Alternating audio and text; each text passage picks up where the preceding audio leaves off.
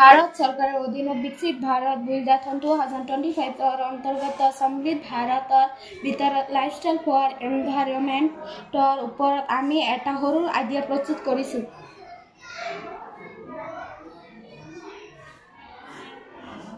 पृथ्वीर उपरिभागत प्राय 71% पानी আছে যদিও শূন্য দশমিক 26% পানী মানুহে ব্যৱহাৰ কৰিব পাৰে।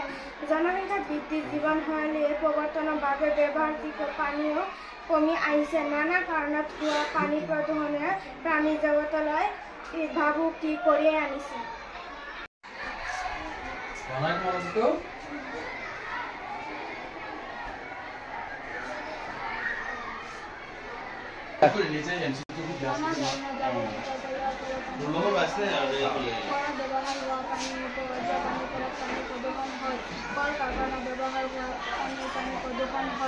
खेती व्यवहार কৰা ৰাসায়নিক সাৰ ঔষধ আদিৰ দ্বাৰা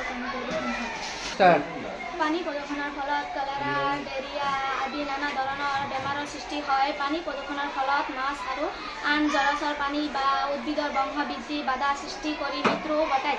মানুহৰ ব্যৱহাৰযোগ্য পানীৰ পৰিমাণ কমি গৈ নানা জল সংকটৰ সৃষ্টি কৰে।